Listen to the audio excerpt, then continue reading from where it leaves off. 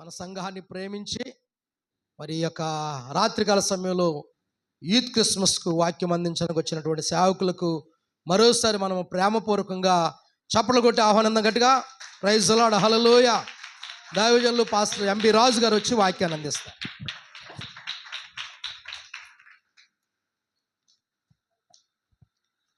దేవుని పరిశుద్ధ నామం నాకు మహిమ కలుగును గాక.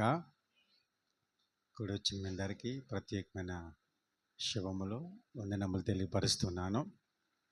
నన్ను ఈ స్థలానికి ఆహ్వానించిన దైవజనులు అన్నయ్య ఎబెనేజర్ అన్నయ్య గారికి, వదనమ్మ గారికి కూడా నా ప్రత్యేకమైన ధన్యవాదాలు తెలియపరుస్తున్నాను. అలాగే వేదిక మీద ఉన్న పెద్దలకి, తమ్ముడు నష్ కూడా నా ప్రత్యేకమైన ధన్యవాదాలు తెలియపరుస్తున్నాను.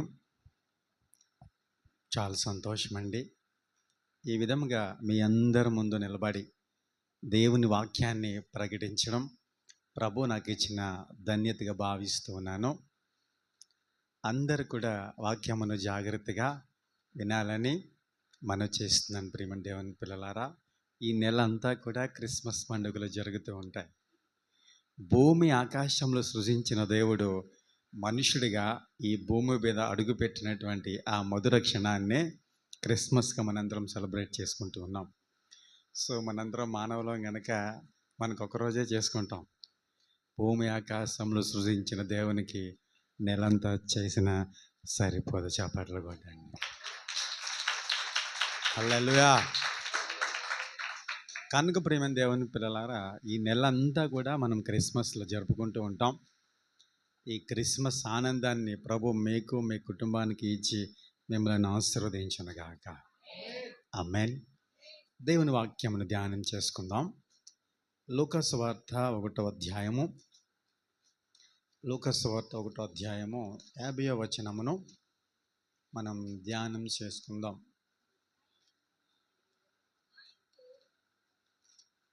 ఒకటో అధ్యాయం 50వ వచనమును, ఆయనకు భయపడే వారి మీద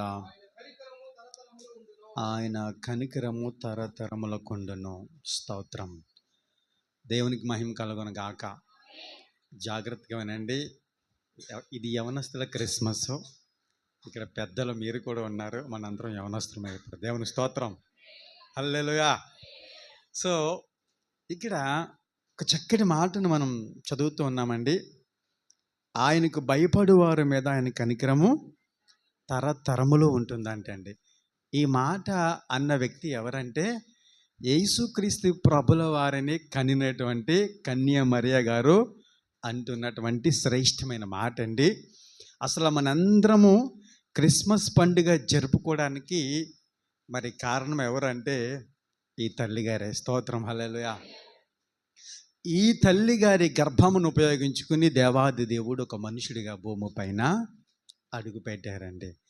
అయితే ఈ తల్లి తెలియపరుస్తుంది, ఆయనకు భయపడు వారి మీద ఆయన కనికరము తరతరములు ఉంటుందంటండి. ఎప్పుడైనా ఆలోచన చేశారా? ఈ కన్య మరియనే ఎందుకు ఎంచుకున్నారు దేవాది దేవుడు? ఎందుకు ఈమెను ఎంచుకున్నారు? యేసుక్రీస్తు ప్రభుల వారు మనుషుడిగా ఈ భూమి మీద అడుగు పెట్టినటువంటి ఆ సమయంలో, కన్య మరియను గర్భీయులు దూత దర్శించినటువంటి ఆ సమయంలో ఇశ్రాయేలు దేశంలో చరిత్ర తెలియపరుస్తుంది 4 లక్షల మంది ఉన్నారంటండి. 4 లక్షల కన్యలు ఉన్నారంటండి. అర్థమవుతుందా? ఈ 4 లక్షల కన్యల్లో ఒక కన్య మరియను మాత్రమే దేవాది దేవుడు యేసుక్రీస్తు ప్రభుల వారిని భూమి మీదకు పంపించడానికి ఉపయోగించుకున్నటువంటి పాత్ర, ఎన్నిక చేయబడిన పాత్ర. ఎందుకు కన్యమరియను ఉపయోగించుకున్నారు అంటే ప్రియమైన దేవుని పిల్లలారా, మరియలో ఉన్నటువంటి శ్రేష్టమైన లక్షణం ఏంటంటే ఆమెలో దేవునికి భయపడే స్వభావం ఉందంట అండి. అందుకు దేవాది దేవుడు కన్యమరియని ఎన్నుకున్నాడండి. ఆమేన్. ఎంత గొప్ప ధన్యత అండి. ఈ భూమి మీద ఎవరైనా ఆడపిల్లలకి పేరు పెట్టుకోవాలంటే ఎక్కువగా పెట్టుకునే పేరు ఏం వినిపిస్తుందంటే మేరీ అని వినిపిస్తుంది. తెలుగులో మరియ అంటారు, ఇంగ్లీష్లో మేరీ అంటారు.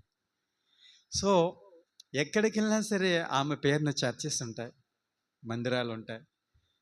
చాలా ఉన్నతమైన ధన్యతను దేవుడు ఆ కన్య మరియకి ఇచ్చి ఉన్నాడు. దేవాది దేవుడు ఆమెను ఉపయోగించుకోవడానికి గల కారణం ఆమె దేవునికి భయపడే స్వభావం కలిగి ఉందంట. కనుక ఈ దినమున ఆమె గూర్చి చదువుకుంటూ ఉన్నాం, ధ్యానం చేసుకుంటూ ఉన్నాం. ఇదిగో ప్రపంచంలో అనేక మంది పిల్లలు తమ పిల్లలకు ఈ పేర్లు పెట్టుకుంటూ ఉన్నారు. తల్లిదండ్రులు తమ పిల్లలకు పెట్టుకుంటూ ఉన్నారు. ఈ పేరును చాలా గర్వంగా చెప్పుకుంటూ ఉంటారు. అనేకమైనటువంటి సంస్థలకు స్కూల్స్ కూడా పెట్టుకుంటూ ఉంటారు. ప్రియమైన దేవుని పిల్లలారా, ఆ విధముగా ఈ కన్య మరియను దేవుడు ఎన్నుకుని ఏర్పాటు చేసుకుని తన బలమైన కృపను ఆమెపై ప్రోక్షించి మరి యేసుక్రీస్తు ప్రభుల వారికి తల్లిగా ఆమెను నియమించారు. ప్రియమైన దేవుని పిల్లలారా, కారణం ఏంటంటే ఆమె దేవునికి భయపడే స్వభావం కలిగి ఉందంటే అండి. ఈ దినమున యవనస్తులమైనటువంటి మనందరం కూడా చాలా చక్కగా మందిరానికి వస్తాం, పాటలు పాడతాం, ప్రార్థన చేస్తూ ఉంటాము. చాలా చక్కగా మనము మరి మన వస్త్రములను అలంకరించుకొని ప్రభువుని స్తుతిస్తూ ఉంటాం. చాలా సంతోషం ప్రియమైన దేవుని పిల్లలారా. అయితే మనందరికి ఉన్నటువంటి పరిస్థితులు ఏంటంటే, పరిస్థితులను బట్టి మనుషులు మనందరం మారిపోతూ ఉంటాం. మనలో ఉన్న యాటిట్యూడ్, నైజం ఏంటంటే, మన స్వభావం ఏంటంటే పరిస్థితులను బట్టి మారిపోతూ ఉంటాం. ఎక్కడ ఎలా ఉండాలో అక్కడే కొంచెం సేపు నటిస్తాం, తర్వాత మరలా మన పరిస్థితులను బట్టి మనం నడుచుకుంటూ ఉంటాం. కానీ ఒకటి తెలుసుకోవాల్సిన విషయం ఏంటంటే, భూమి ఆకాశములు సృజించిన దేవుడు ఉన్నాడు. తన అరచేతిలో నిన్ను నన్ను చెక్కుకుని ఉన్నాడు. ప్రతిదినము నిన్ను నన్ను చూస్తూ ఉన్నాడు. కనుక మనము ఏమి మాట్లాడుతున్నామో, ఏం చూస్తున్నామో, ఏం చేస్తున్నామో భయపడుతూ ఉండాలండి. దేవాది దేవుడు నన్ను చూస్తూ ఉన్నాడు కనుక జాగ్రత్తగా మాట్లాడాలి. దేవాది దేవుడు నన్ను చూస్తూ ఉన్నాడు కనుక జాగ్రత్తగా ప్రవర్తించాలి, జాగ్రత్తగా మసులుకోవాలి. ఈ క్రియలు నేను చేయకూడదు, ఇవి నేను చూడకూడదు, ఇవి నేను మాట్లాడకూడదు అనే భయము నీలో ఉంటే దేవుని దీవెనలను పొందుకుంటావు, దేవుని ఆశీర్వాదములు పొందుకుంటావు, దేవునికి ఇష్టమైన బిడ్డగా మారిపోతావు నువ్వు. అందుకే ఈ క్రిస్మస్ దినమున యేసుక్రీస్తు ప్రభుల వారి జన్మదినమును జరుపుకుంటున్నటువంటి మన జీవితంలో ఈ దినమున పరిశుద్ధాత్మ దేవుడు నీతో మాట్లాడుతున్నాడు. నీ జీవితంలో ప్రార్థన ఉండొచ్చు, పరిశుద్ధత ఉండొచ్చు, విశ్వాసము ఉండొచ్చు, నమ్మకము ఉండొచ్చు. కానీ ఇదిగో దేవునికి భయపడే లక్షణములు నీలో ఉంటే, దేవునికి భయపడే వ్యక్తి అయితే దేవుని బలమైన కార్యములు పొందుకుంటావు, దేవుని ఆశీర్వాదములు పొందుకుంటావు. దేవుడు నిన్ను చూసి సంతోషిస్తూ ఉంటాడు. ఇదిగో నీ చరిత్రను మార్చేస్తాడు. హల్లెలూయా. కనుక ప్రియమైన దేవుని పిల్లలారా, ఈ దినమున దేవునికి భయపడే వ్యక్తిగా మారిపోవడానికి మనం ప్రయత్నం చేద్దాం. పరిశుద్ధాత్మ దేవుడు నిన్ను దర్శించునుగాక. పరిశుద్ధాత్మ దేవుడు నీతో మాట్లాడుతున్నాడు. ప్రియమైన దేవుని పిల్లలారా, ఇదిగో జాగ్రత్తగా ఆలోచన చేస్తే ప్రియమైన దేవుని పిల్లలారా, ఇక్కడ ఈ కన్య మరియ ఇదిగో యేసేపు అనబడినటువంటి యవనస్తునితో ప్రదానం చేయబడింది. Already she was engaged. ఆమె ప్రదానం చేయబడింది. అంటే ఇజ్రాయేలుల దేశ సాంప్రదాయ ప్రకారంగా ప్రియమైన దేవుని పిల్లలారా, ఒక కన్య ఒక పురుషునితో ప్రదానం చేయబడిన తర్వాత ఆమె ఒకవేళ గర్భము ధరిస్తే మరణ శిక్ష విధించబడినటువంటి మరణ తీర్పులో ఉందండి. వినండి జాగ్రత్తగా, మరణ తీర్పులో ఉంది. ఒక స్త్రీ వివాహం కాక మునుపు గర్భవతి అయితే ఆ వ్యక్తిని ఊరు బయటికి తీసుకెళ్లి రాళ్లతో కొట్టి చంపమని మోషే ద్వారా ధర్మశాస్త్రంలో దేవుడు ఆజ్ఞాపించి ఉన్నాడు. ప్రియమైన దేవుని పిల్లలారా, మీకు అర్థమవుతుందా? ఒక స్త్రీ అపవిత్రపరచబడితే ఆమె చనిపోవలసిందే. మరణశిక్ష విధించినటువంటి పరిస్థితులను మనం చూస్తూ ఉన్నాం. మరణానికి అర్హురాలవడి. అర్థమవుతుందా?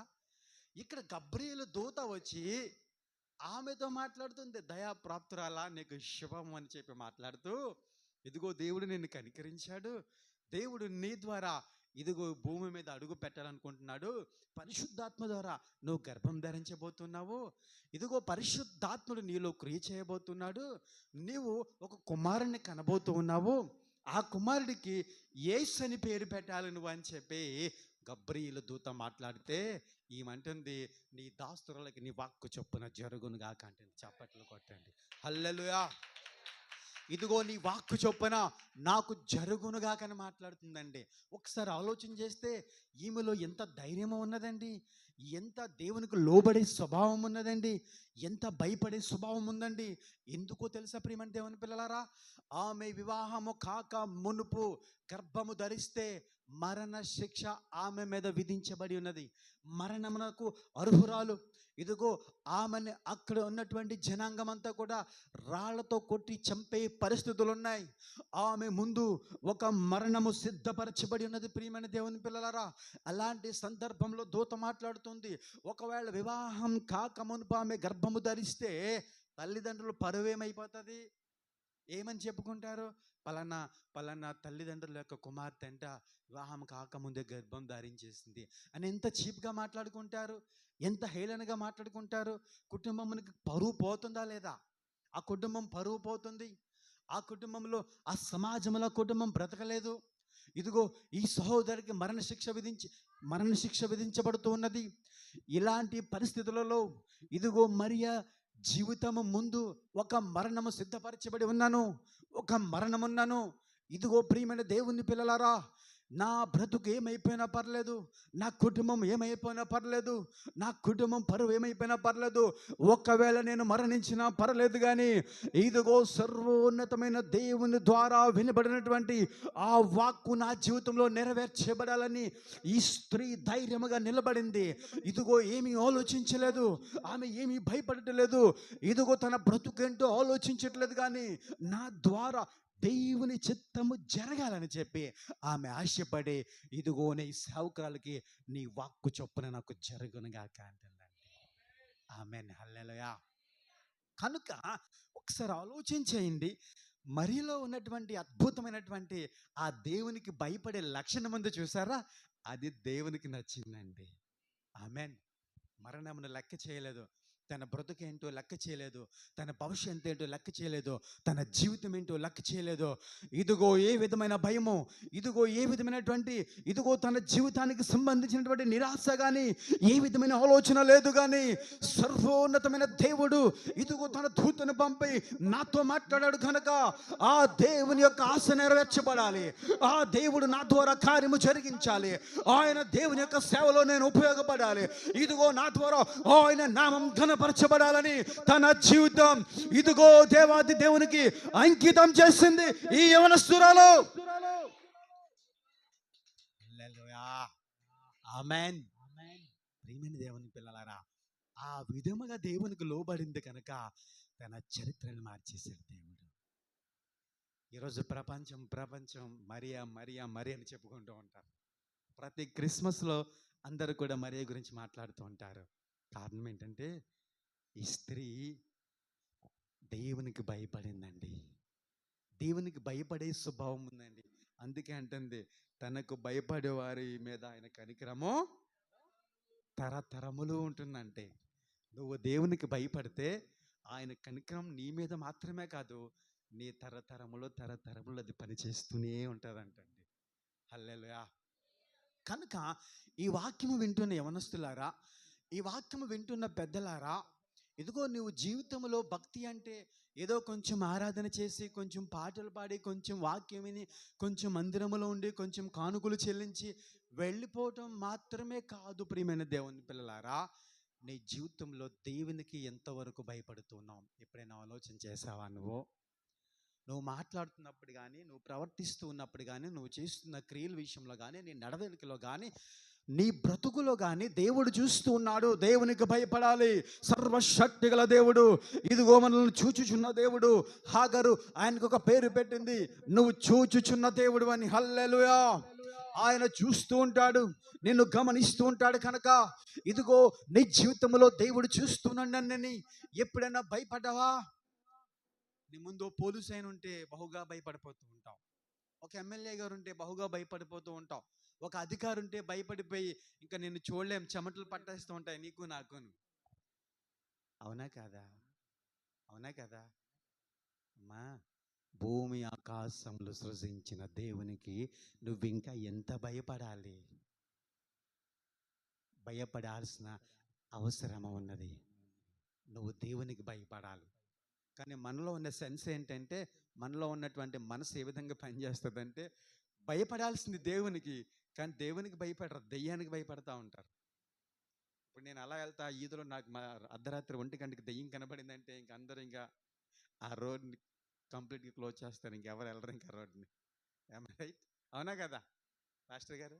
ఆ రోడ్లో నాకు దెయ్యం కనబడిందంటే nobody will go that place. ఎవరు వెళ్ళరు ఇంకా అక్కడికి వెళ్ళరు ఇంకా.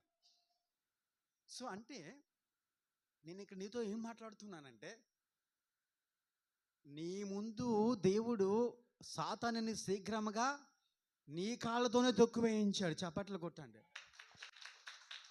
కానీ నువ్వు అపవాదికి భయపడతావు, ఆ అపవాదికి భయపడిపోతూ ఉంటావు, అపవాది చేసే కీడికి భయపడిపోతూ ఉంటావు, అపవాదికి చేసే పోరాటాలకు భయపడిపోతూ ఉంటావు. నీ జీవితంలో అప్పుడప్పుడు అపవాది కొన్ని శోధనలు, కొన్ని పోరాటములు, కొన్ని వ్యాధులు, కొన్ని నష్టములు, కొన్ని ఇబ్బందులకు గురి చేస్తూ ఉంటే నువ్వు అపవాదికి భయపడిపోతూ ఉంటావు. కానీ దేవునికి భయపడవు. నువ్వు ఎక్కడాను దేవునికి భయపడవు. నువ్వు దేవుడంటే భయం ఉండదు నీకు, కానీ అపవాదికి భయపడిపోతూ ఉంటావు. కానీ ఒక్కటి తెలియపరుస్తున్నాను, నువ్వు భయపడవలసింది అపవాదికి కాదు, దేవునికి. ఆమేన్. అపవాదిని ఎదిరించాలని దేవుని వాక్యం తెలియపరుస్తుంది. అపవాదిని ఎదిరించే వారిలా ఉండాలి, అపవాదితో పోరాటం చేసేవారిలా ఉండాలి.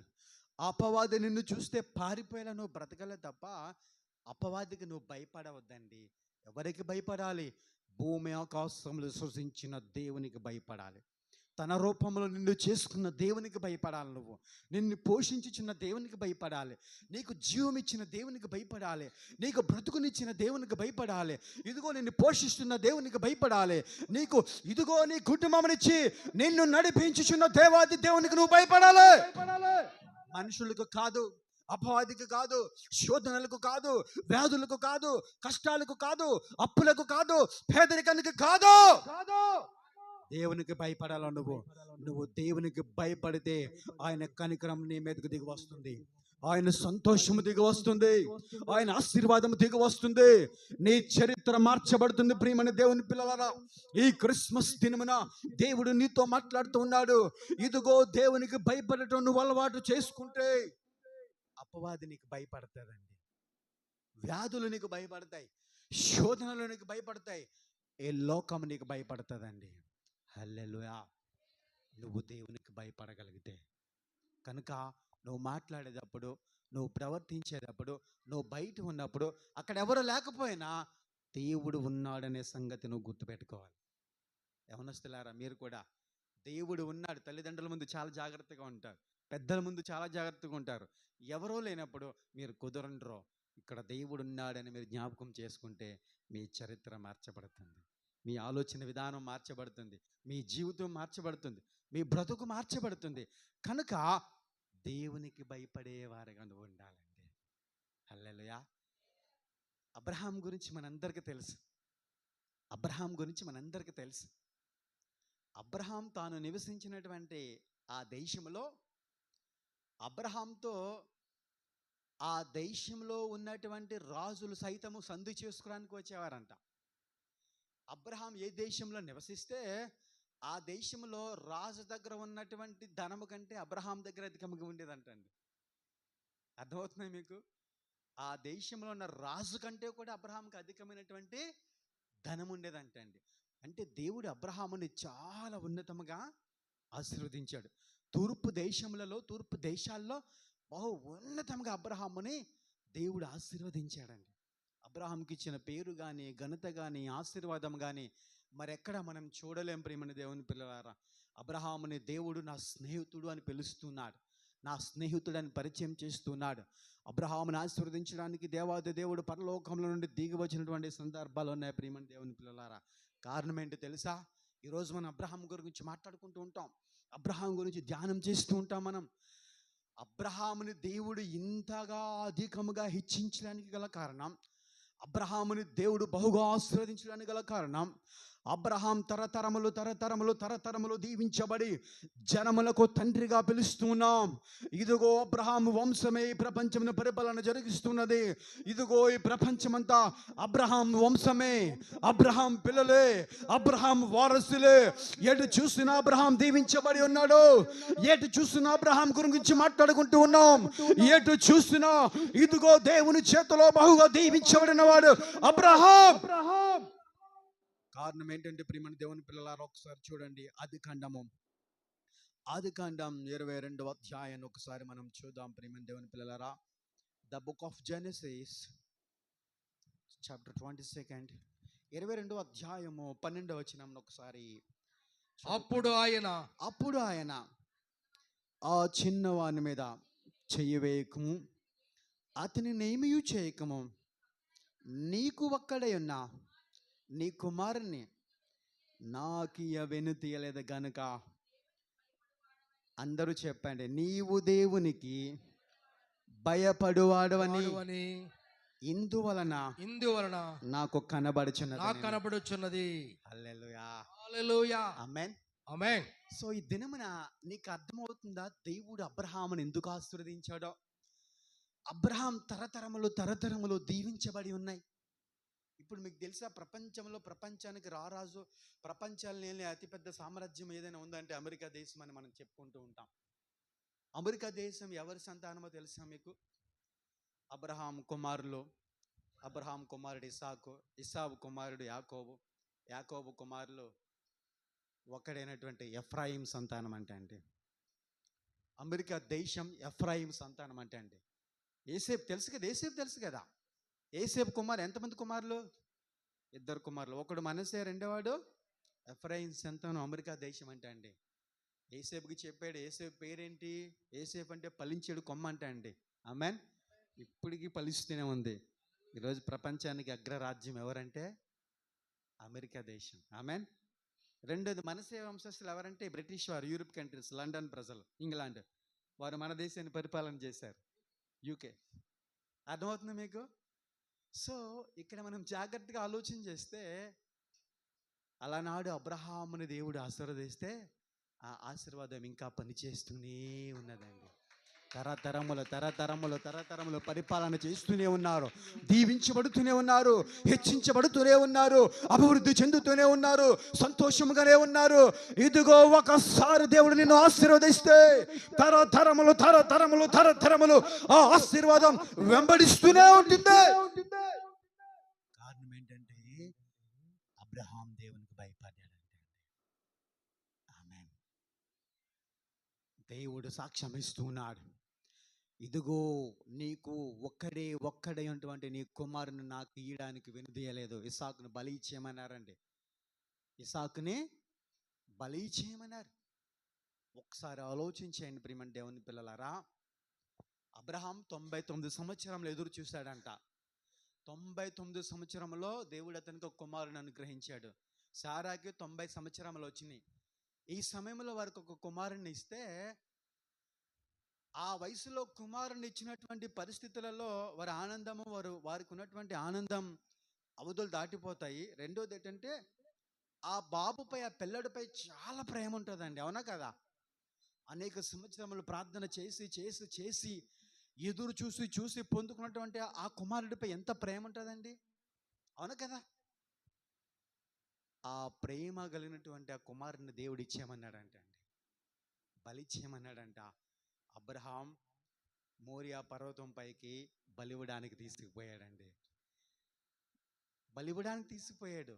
99 సంవత్సరముల వయసులో కుమారుని ఇచ్చిన దేవుడు, ఒకవేళ ఈ కుమారుని ఇచ్చేస్తే అనేక మంది కుమారుల్ని పుట్టించగలడు. నా గర్భము ద్వారా అనేక మంది సంతానాన్ని ఇవ్వగలడు, అనేక మందిని పుట్టించగలడు.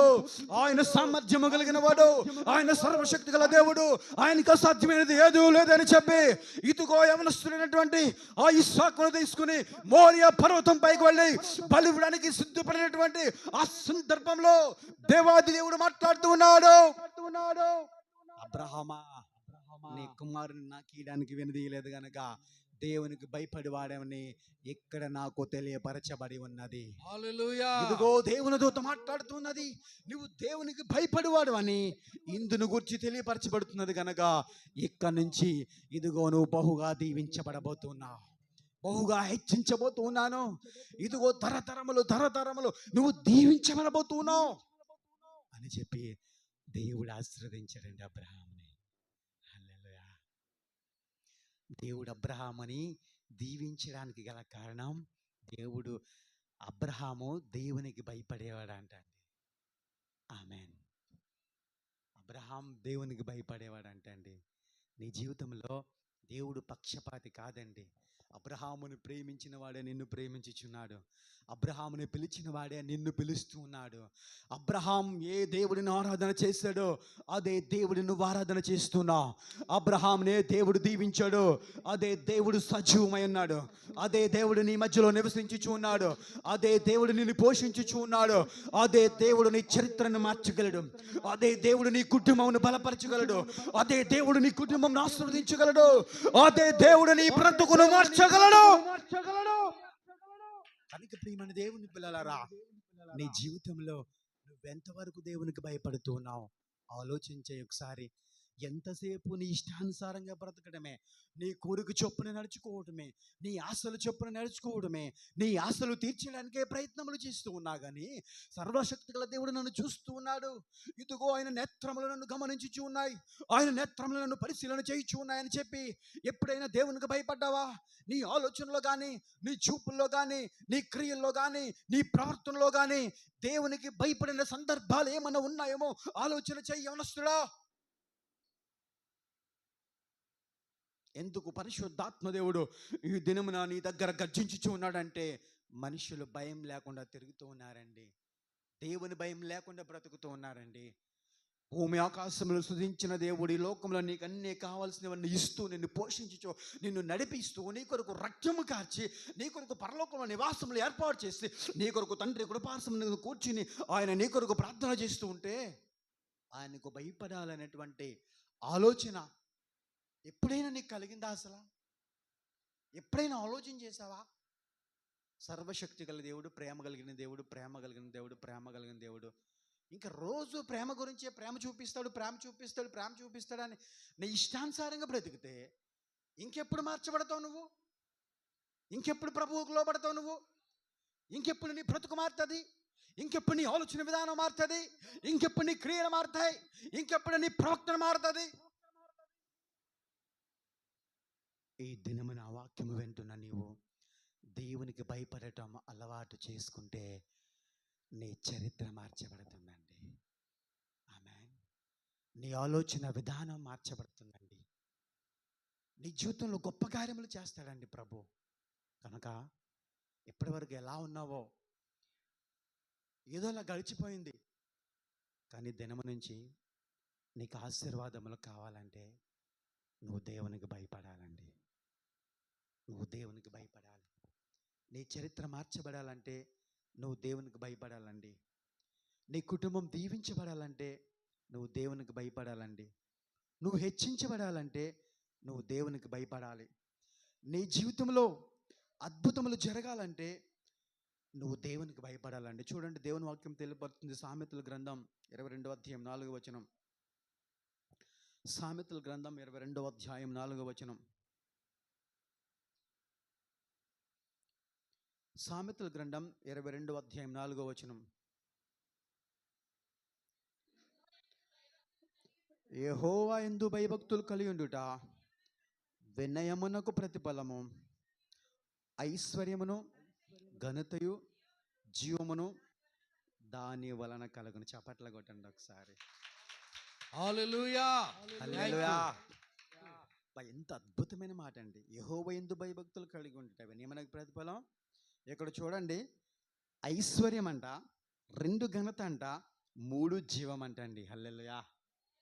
యెహోవా యందు భయభక్తులు కలుగుంటే ఐశ్వర్యం కలుగుతుందంట, ఘనత కలుగుతుందంట, జీవం కలుగుతుందంట అండి.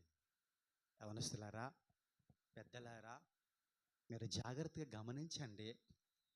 నువ్వు దేవునికి భయపడటం అలవాటు చేసుకుంటే ఐశ్వర్యం కలుగుతూ ఉందంట అండి.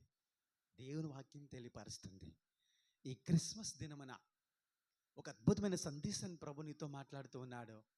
నువ్వు దీవించబడాలంటే, నీ కుటుంబం హెచ్చించబడాలంటే, నీ పరిస్థితులు మార్చబడాలంటే ఇదిగో భూమి నిరాకారముగాను శూన్యముగాను ఉన్నప్పుడు ఇదిగో దేవుడు అద్భుతమైన ప్రకృతిని తయారు చేయగలిగిన వాడు.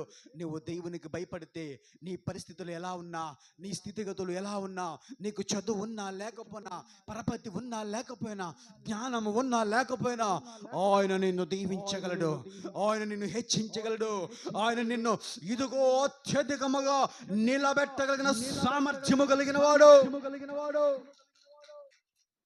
కనుక ప్రియమైన దేవుని పిల్లలారా, నువ్వు దేవునికి భయపడటం అలవాటు చేసుకోవాలండి. దేవునికి భయపడితే ఐశ్వర్యం కలుగుతూ ఉందంట, ఘనత కలుగుతూ ఉందంటండి, జీవం కలుగుతూ ఉందంటండి. ఆమేన్. కనుక ఇక్కడి నుంచి నువ్వు భయపడటం అలవాటు చేసుకోవాలి. మీరు అందరూ అనుకుంటారు, నిజమైన పాస్టర్ గారు చెప్పేది అసలు నిజమైన పాస్టర్ గారు చెప్పేది అని మీరు అనుకోవచ్చు. నాకు పెద్దగా చదువు లేదు, నాకు జ్ఞానం లేదు, నాకు పరపతి లేదు, పెద్ద పెద్ద వాళ్ళు ఎవరు తెలియదు, నా దగ్గర ఏమీ లేదు, నాకేం తెలియదు, నా దగ్గర ధనం లేదు, నేను ఎలా ఐశ్వర్యవంతుడిని అవుతాను, నాకు ఎలా ఘనత కలుగుతూ ఉంది, నాకు ఎలా జీవం కలుగుతూ ఉంది అని నువ్వు అనుకోవచ్చు. ప్రియమైన దేవుని పిల్లలారా, జాగ్రత్తగా వినండి. ఈ రోజున మీ అందరూ చాలా చక్కటి వస్త్రాలు ధరించుకున్నారు. ఇది క్రిస్మస్. అవును కనుక క్రిస్మస్ కనుక చక్కటి వస్త్రాలు ధరించుకున్నారు. కానప్పటికీ ధరించుకుంటూ ఉంటాం మనందరం కూడా. సో ఇలా జరుగుతూ ఉన్నటువంటి సందర్భంలో నేను వచ్చి మిమ్మల్ని అంటాను, కొంచెం మట్టి బయట దొరుకుతుంది, ఆ మన్ను జోబులో వేసుకోండి నేను అడిగాను అనుకో, మీరు వేసుకుంటారా? చెప్పాలి మీరు. మట్టి ఎవరైనా జోబులో వేసుకోవడానికి ఇష్టపడతారా? కానీ ఒకటి తెలుసా, ఆ మట్టితోనే నిన్ను నన్ను తయారు చేశాడు దేవుడు.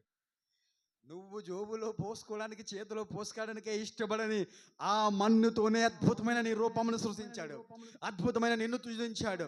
ఇదిగో సుందరము కలిగిన నిన్ను సృజించాడు దేవుడు. ఆ మట్టితోటే నిన్ను తయారు చేయగలిగితే నీ ద్వారా ఘనమైన కార్యములు చేయలేడా?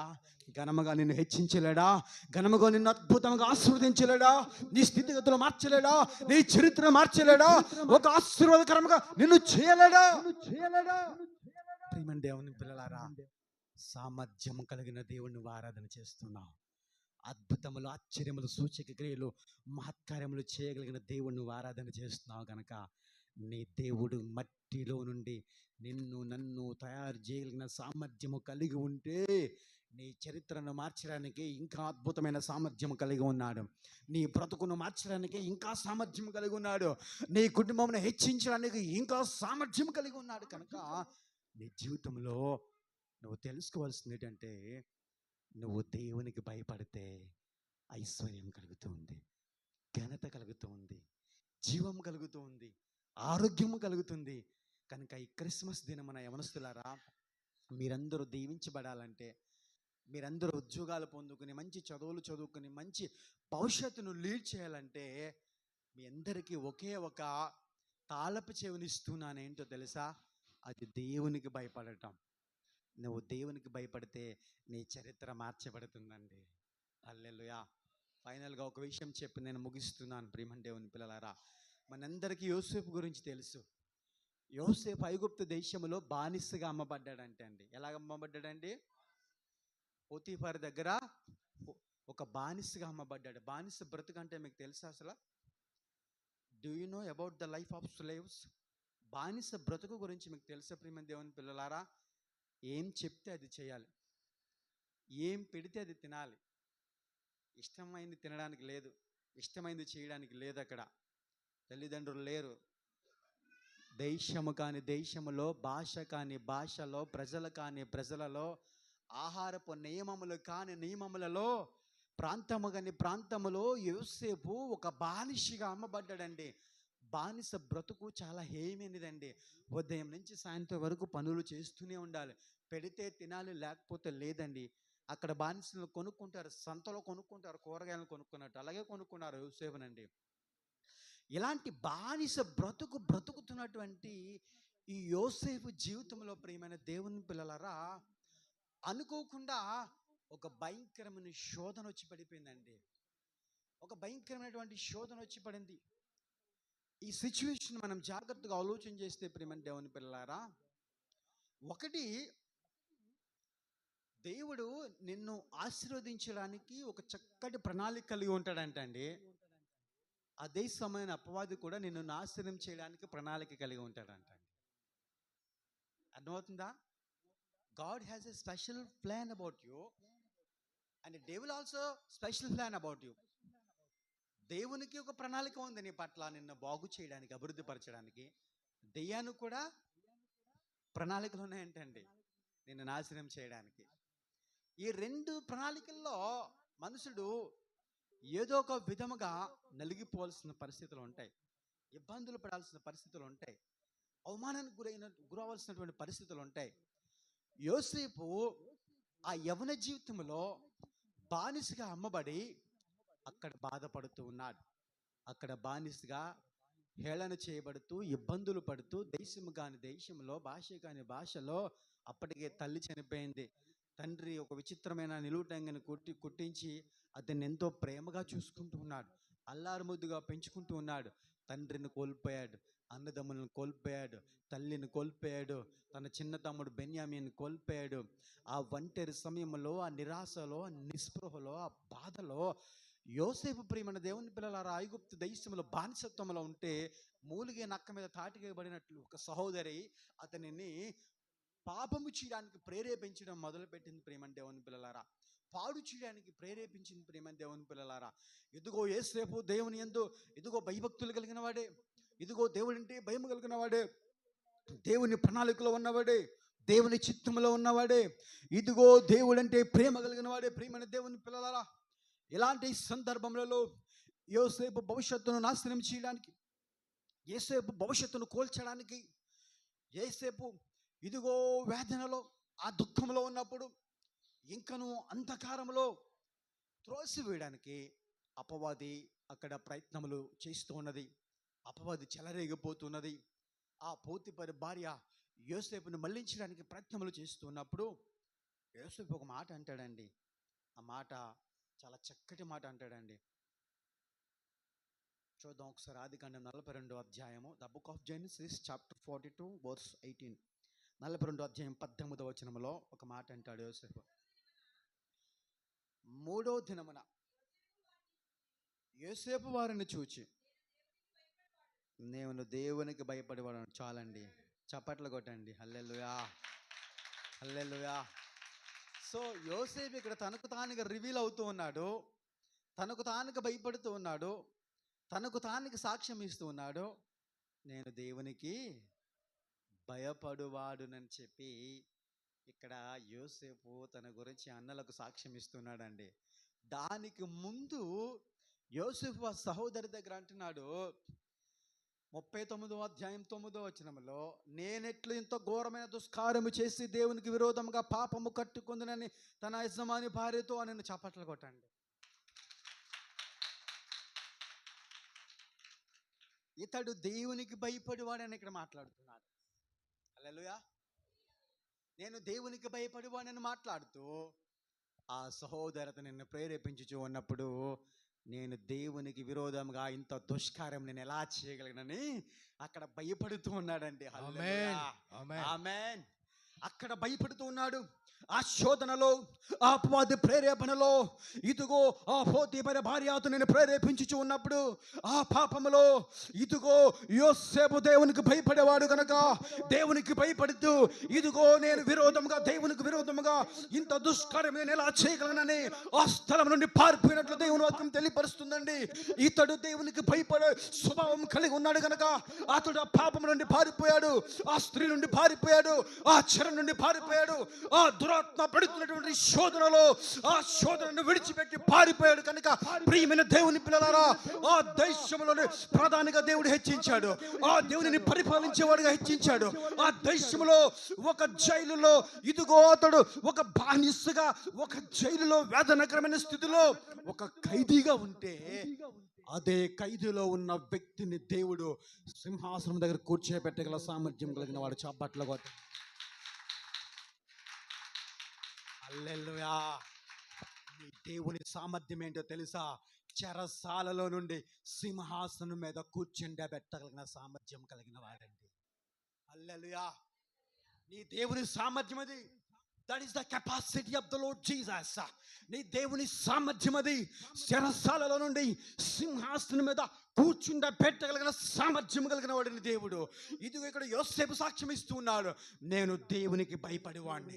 ఒక వ్యక్తి దేవునికి భయపడితే ఆ వ్యక్తి ద్వారా ఎలాంటి అద్భుతములు చేయగలిగిన వాడు మన దేవుడు. ఆ వ్యక్తి జీవితాన్ని ఎంత అద్భుతకరమైన జీవితంలోనైనా స్థితిలోనైనా పెట్టగలిగిన వాడు, ఎంత ఉన్నత స్థితిలోనైనా కూర్చుండ పెట్టగలిగిన వాడు, ఎంత ఉన్నత పరిస్థితుల్లోనైనా హెచ్చించగలిగిన వాడు నీ దేవుడైన యెహోవా. హల్లెలూయా. అలాంటి దేవుడిని నువ్వు ఆరాధన చేస్తున్నావు ప్రియమైన దేవుని పిల్లలారా. కనుక ఈ దినమున నేను నీతో మాట్లాడుతూ ఉన్నాను. ఈ దినమున పరిశుద్ధాత్మ దేవుడు నీతో మాట్లాడుతూ ఉన్నాడు. యవన జనాంగమా, ఇక్కడ ఉన్నటువంటి పెద్దలారా, జాగ్రత్తగా ఆలోచించేయండి. నీ జీవితంలో దేవునికి భయపడే స్వభావం ఉంటే నీ చరిత్రను మార్చగలరండి.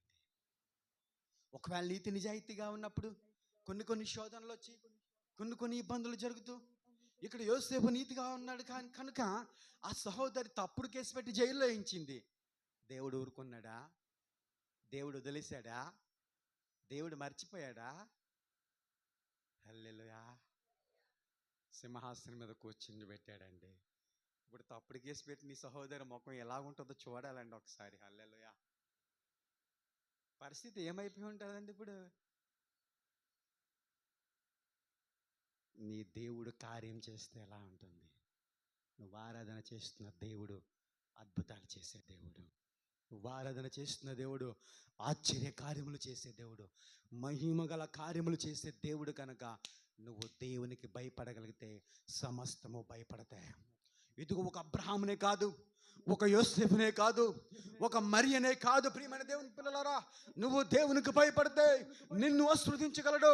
నువ్వు దేవునికి భయపడితే నీ కుటుంబం ఆశీర్వదించగలడు.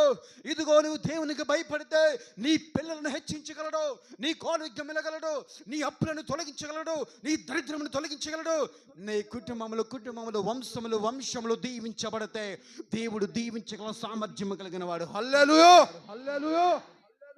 కనుక ప్రియమైన దేవుని పిల్లలారా, నీ జీవితంలో నువ్వు దేవునికి భయపడే స్వభావం కలిగి ఉండాలండి. ఎన్నో ప్రసంగములు విన్నావు, ఎన్నో పాటలు పాడగలుగుతావు, ఎంతో ఆరాధన చేయవచ్చు. దేవుని కొరకు ఎన్నో విధములుగా నువ్వు ప్రయాసపడుతూ ఉండవచ్చు. ప్రయాసపడుతూ ఉండు, అభివృద్ధి చెందుతూ ఉండు. నువ్వు భయపడుతూ కూడా ఉండాలండి దేవునికి. ఆమేన్. నువ్వు భయపడుతూ ఉండాలి. నువ్వు దేవునికి భయపడితే ఐశ్వర్యం కలుగుతుంది. నువ్వు దేవునికి భయపడితే జీవం కలుగుతుంది. నువ్వు దేవునికి భయపడితే ఘనత కలుగుతుంది. నువ్వు దేవునికి భయపడితే నీ చరిత్ర మార్చబడుతుందండి. నీ చరిత్ర మార్చబడుతుందండి. హల్లెలూయా. యోసేపు నమ్మేశారు అన్నదమ్ములు, కానీ ఇప్పుడు అదే యోసేపు దిక్కయ్యాడు ఇప్పుడు వారు పోషించబడ్డానికి. హల్లెలూయా. అదే యోసేపు దిక్కయ్యాడు. ఆమేన్. ఒకానొక దినమున యోసేపు మీద తప్పుడు కేసులు పెడితే ఐగుప్తు దేశంలో ఒక బానిసగా ఒక జైల్లో అతన్ని వదిలేస్తే అదే దేశాన్ని పరిపాలించడానికి ఏర్పాటు చేశాడు నా దేవుడు యోసేపుని. హల్లెలూయా. ఈరోజు నీ జీవితంలో నువ్వు భయపడితే దేవునికి, ఈరోజు నువ్వు భయపడటం నేర్చుకుంటే, ఇక్కడ ఉన్న పెద్దలు, మీరు యవనస్తులు, పిల్లలు, మీరు దేవునికి భయపడటం నేర్చుకుంటే మీ జీవితంలో ఆశీర్వాదాలు ఉంటాయి, హెచ్చింపు ఉంటుంది, ఘనత ఉంటుంది, సంతోషం ఉంటుంది, సుఖం ఉంటుంది. ఇదిగో నీ జీవితంలో సమాధానం ఉంటుంది. నువ్వు దేవునికి భయపడితే అపవాది నీకు భయపడుతుందండి. చప్పట్లు కొట్టండి.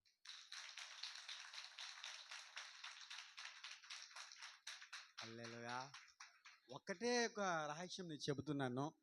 నువ్వు దేవునికి భయపడితే అపవాది భయపడుతుంది, పరిస్థితులు భయపడతాయి, శోధనలు భయపడతాయి, సమస్తము నీకు భయపడాల్సిందే. ఆమేన్. ఈరోజు మన ప్రభువారి లోకానికి రావడానికి గల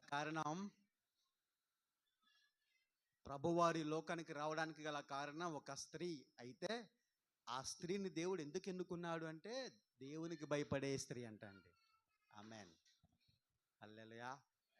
కనుక ఈ ప్రభు మన కొరకు వచ్చినటువంటి శుభ సందర్భంలో, ఈ సంతోషకరమైనటువంటి సెలబ్రేషన్లో నీకు తెలియపరిచిన వర్తమానం ఏంటంటే, నువ్వు దేవునికి భయపడితే నీ చరిత్ర మార్చబడుతుందని తెలియపరుస్తూ ఈ మాటలు ముగిస్తున్నాను. దేవుడి వాక్యమును దీవించునుగాక. హల్లెలూయా. హల్లెలూయా. క్రీస్తు మన కొరకు పుట్టెను. చక్కటి వర్తమానము.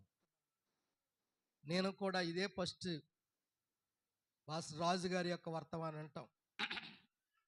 ఎన్నోసార్లు వారి చర్చికి వెళ్ళాను, వారి సంఘములో బోధించాను, కానీ వారి యొక్క వాక్యాన్ని ఎప్పుడు వినలేదు నేను. నిజంగా అద్భుతమైనటువంటి మాటలు యూత్ క్రిస్మస్ సందర్భంగా వాక్యం అందించిన దాసునికి, ఎందుకంటే నేను ఎప్పుడు కూడా అన్న అన్న అన్న మాటే ఫోన్ చేస్తున్న అన్నయ్య గారు ఎంతో గౌరవంతో మరి చక్కటి యవన కాల దేవుని పరిచయం చేస్తూ గ్రేస్ టెంపుల్ యొక్క సంఘ కాపరి పాస్టర్ ఎంబి రాజు గారికి యూత్ క్రిస్మస్ తరపున, నా యొక్క కుటుంబం తరపున, మా సంఘముల తరపున వందనాలు తెలియజేస్తాను. గాడ్ బ్లెస్ యు తమ్ముడు. దేవుడిని దీవించిన గాక, నీ సేవను దేవుడు ఫలింపచేయను గాక. ఆమేన్. హల్లెలూయా చెప్పినట్టుగా హల్లెలూయా. వింతైన కాంతి వర్షించే నాలో విజయ పదమున. నీ యొక్క కుటుంబానికి విజయ పదముగా నువ్వు నడవాలి అంటే, నీ స్థితి మార్చబడాలి అంటే నువ్వు దేవునికి, అయ్యగారు చదివించిన మాటలో పైన ఉంటుంది, దేవుడంట తన దీన స్థితిని దేవుడు చూశాడంట. తన దాస్తురాల యొక్క దీన స్థితిని దేవుడు చూశాడు. ఎందుకు చూసాడు తెలుసా? దేవునికి భయపడింది కనుక. అండ్ ఈ రాత్రి నీ దీన స్థితిని కూడా దేవుడు చూడాలి అంటే నువ్వేం చేయాలి? చాలామంది దేవునికి భయపడతామని చెప్పుకుంటున్నారు తప్ప భయపడేవారు కాదు. అసలు భయపడితే ఇంటిగా నువ్వు ఉండవు, మంచం మీద పడుకోప్పుడు. నీ సంఘము ద్వారా జరుగుతున్న యవనస్తులు ఎంత ప్రయాసపడ్డారు, దేవుని స్తోత్రం కలగాక. నేను ఇందాక 6:30కి వచ్చానండి చర్చిలోకి.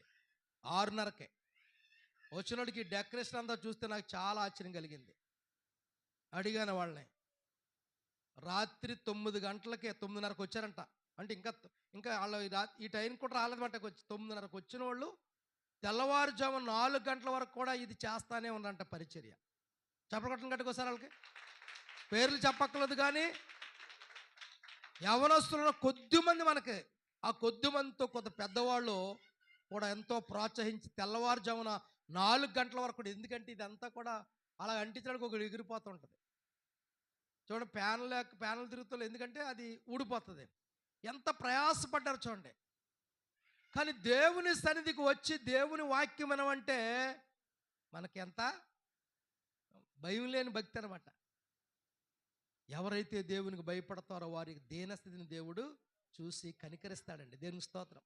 నేను చెప్పను, భయపడే వారికి దేవుడు ఎంత అబ్రహాము గారి గురించి ఎత్తుకుని అండ్ యేసేపు వరకు ఉన్నటువంటి నిజంగా ఆయన యొక్క దీవెనలు, ఆశీర్వాదాలు మనం పొందుకోవాలంటే మనం అందరం ఎవరికి భయపడాలి చెప్పండి కదా? ఏమన్నా ఆయన భయపడితే దేవుడు అధికమైనటువంటి మేలు దేవుడు చేస్తాడు. నిజంగా అద్భుతమైనటువంటి వర్తమానం, క్లుప్త వర్తమానం అని చెప్పాలి. క్లుప్తంగా చెప్పారు, అద్భుతమైన విషయాలు చెప్పారు. యూత్ క్రిస్మస్ తరపున ఒకసారి వారికి ప్రత్యేకంగా వందనాలు తెలియజేస్తూ ఈ సమయాన్ని మళ్ళీ యవనస్తులకి, యూత్ వారిని అప్పగిస్తాను.